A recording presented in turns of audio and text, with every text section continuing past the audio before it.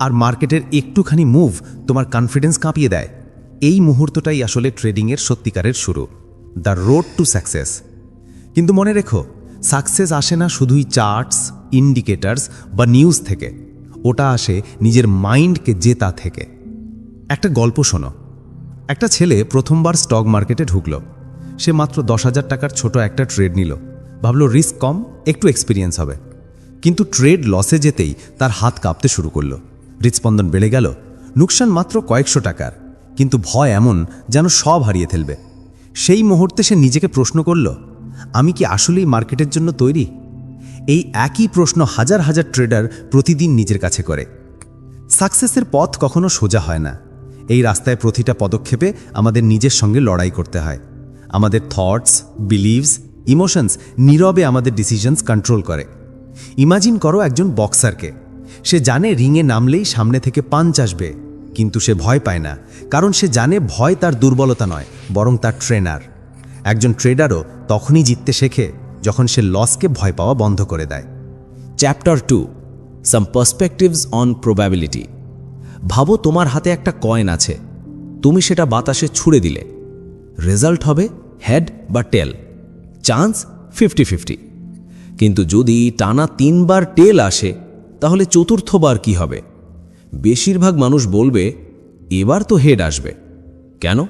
কারণ আমাদের mind randomly ঘটতে থাকা জিনিসও প্যাটার্ন খোঁজে।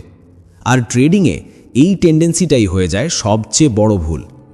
মার্কেট কোনো ফিক্স রাস্তা নয়, এটা এক বিশাল ওশান, যেখানে প্রতিটা ওয়েভ আনপ্রেডিক্টেবল। কিন্তু মানুষ সার্টেনিটি চায়।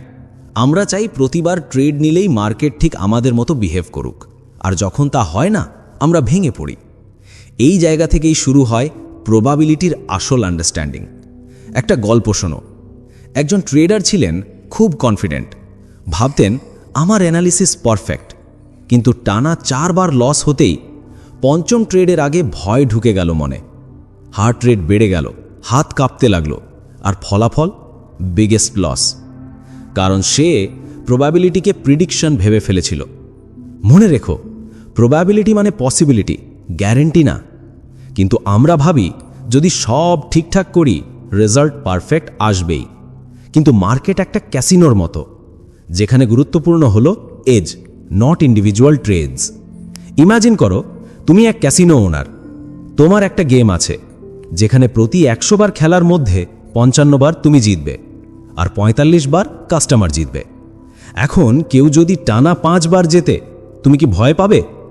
না, কারণ তুমি জানো লং রানে জিতবে তুমি। একজন প্রফেশনাল ট্রেডারও ঠিক এই মাইন্ডসেট রাখে। সে ভাবে না একটা ট্রেড হারলো কি জিতলো, কারণ তার ফোকাস থাকে লং টার্ম এজে।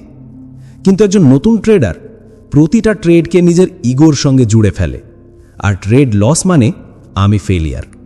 ট্রেডিংয়ের সবচেয়ে বড় চ্যালেঞ্জ হলো আনসার্টেনিটি অ্যাকসেপ্ট করা। আমাদের জীবন সবসময় সার্টেনিটি শেখায়।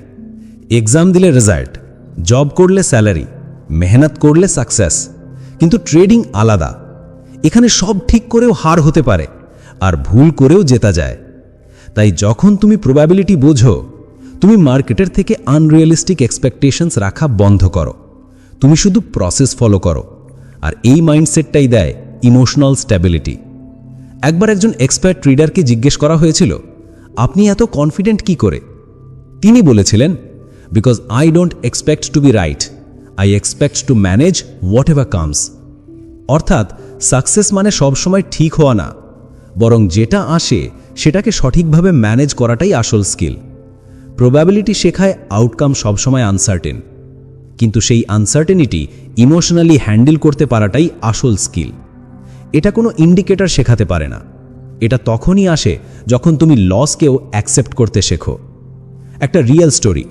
একটা মেয়ে ইন্ট্রাডে ট্রেডিং করত। সে টানা 3 বার লস করল। চতুর্থ ট্রেডের আগে তার মনে একটাই থট, এবার তো জিততেই হবে। সে পজিশন বড় করল, রেজাল্ট হিউজ লস। সেদিন সে শিখল, desire to win never changes probability. Probability বোঝা মানে নিজেকে ভুল হওয়ার পারমিশন দেওয়া, আর এই পারমিশনই তোমাকে দেয় ইমোশনাল ফ্রিডম। তাই পরের বার ট্রেড নেওয়ার আগে নিজের কাছে প্রশ্ন করো, আমি এখানে ঠিক হতে এসেছি নাকি ডিসিপ্লিনড থাকতে? এই প্রশ্নটাই তোমাকে সেই মাইন্ডসেটের দিকে নিয়ে যাবে যা একজন রিয়েল ট্রেডারকে আলাদা করে দেয় অ্যাভারেজ ট্রেডারের থেকে।